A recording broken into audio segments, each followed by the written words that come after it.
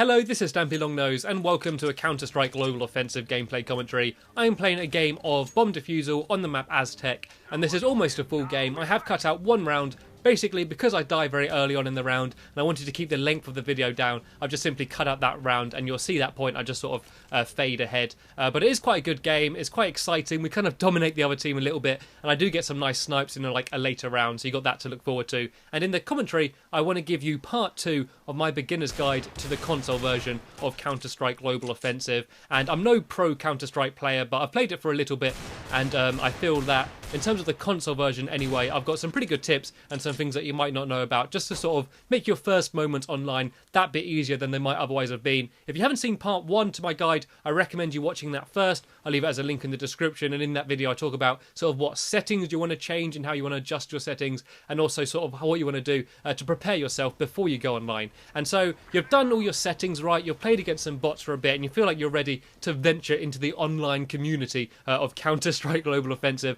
I recommend the first thing you should do is go and play Arms Race. Arms Race is kind of different to the other game types. It's very similar to Gun Game from Call of Duty, even though it was actually in Counter-Strike first. It wasn't the other way around. And as I say, it's a bit gimmicky, it's a bit weird. And the reason why it's good for beginners is because you respawn. In all of the other game types, when you're killed, you don't respawn until the next round. So if you're new to the game and you get killed, you're going to spend a lot of time just sort of waiting to play. With Arms Race, when you die, you go straight back into the action and you can carry on playing. And it's also very good because every time you get a kill, your weapon changes. It's a good way to sort of learn a lot of different weapons very quickly. So I recommend playing that first, but don't judge the game on that game type. As I say, it's not really a proper Counter-Strike experience. It's kind of not very deep or tactical or anything, but it is quite good fun, and it should get you used to playing online and just sort of getting used to the slight lag and things like that. Once you've played Arms Race for a bit and you got a bit bored because there's only 2 maps, then I recommend moving over to Demolition, which is another kind of weird game type. It's new to Global Offensive, and the reason why that game type's good is every time you get a kill in the round, you go to another tier of weapons, but the weapons generally get worse. So whereas you start off with things like assault rifles, AK-47s,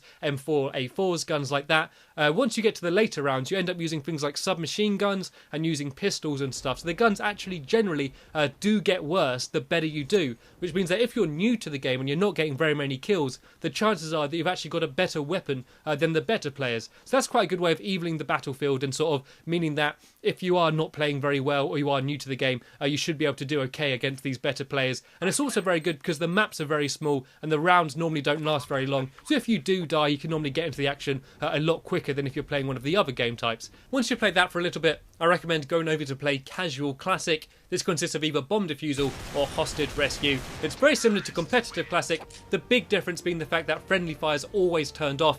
You can also walk through your teammates, and some of the gear like defusal kits and armour are given to you at the start of the round, so you don't have to spend your money on stuff like that. So it's slightly more noob friendly, and it's also good because the quality of player is going to be slightly lower than Competitive Classic. Most of the hardcore players are going to skip out casual and go straight to competitive, which means that if you are new to the game, the chance of you being paired up with someone at your skill level is just that bit greater, and you're probably not going to get dominated so much when you first start trying to play online. It's also good because it's your first opportunity to buy different weapons. At the start of a round, if you press the X button, you bring up a radial wheel and you can choose from a bunch of different guns from different categories, and at first it can be a little bit overwhelming just because of how much choice there is. So I'm going to recommend a few guns for you for when you're just first starting off playing. If you want to buy an assault rifle, I recommend buying the AK-47 if you're on the terrorist side. I recommend the M4A4 if you're on the counter-terrorist side. These guns are both very similar, they're both quite powerful, but mainly they're good because they're versatile. You can use them close, medium or long range, and they're going to be effective in almost any different situation. So if you're not sure about what to buy,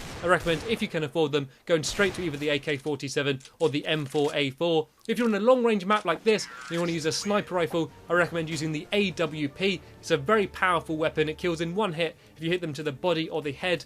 So if you want to use the sniper rifle, the AWP is a very good choice, but it's also a very expensive choice. So you want to make sure you do stay alive, because if you die, you're going to have wasted all of your money buying that weapon. And for when you want to buy a pistol, and the start of every round will be a pistol round, so you are going to have to use a pistol quite a lot in this game, I recommend buying the Desert Eagle. It's one of the most powerful guns in the game, but unfortunately it does only have 7 shots before you have to reload. So if you are using the Desert Eagle, make sure you are accurate, don't spam your shots, and if you know you're not accurate, you know you're not used to aiming in this game, don't use the Desert Eagle, use a different gun until you're slightly better, then switch over to the Desert Eagle and start trying to get headshots and take people out. In terms of grenades, I don't recommend buying the standard explosive grenades. They don't have a very big blast radius, so you're more likely to just injure an opponent rather than taking them out. Instead, I recommend buying flashbang grenades. They're very cheap, so you can buy one almost every single round, and they've got a really good range. You can throw them into an area, flash everyone that's sort of in the vicinity, rather than just flashing one person. Just make sure that when you are using them, you face away yourself,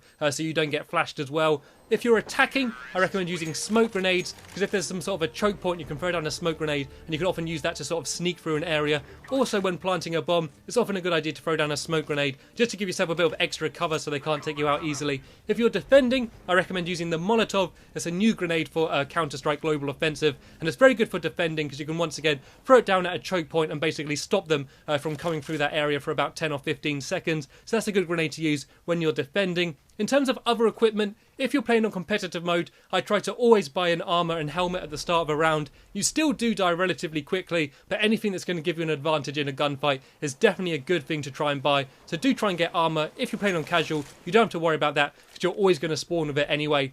Okay, now these are probably going to be the most important tips of this entire video. I'm about to explain why when you go into a gunfight, you spray all of your bullets into the enemy player, but they kill you and they don't die. If this is happening to you, the chances are you're probably playing the game slightly wrong. When you're in a gunfight, you don't want to move, you don't want to strafe, you don't want to jump, because anytime you move while firing, your aim goes everywhere and your bullets aren't going to hit anything. When you get into a gunfight, you want to stay still, or even better, crouch and aim for the head.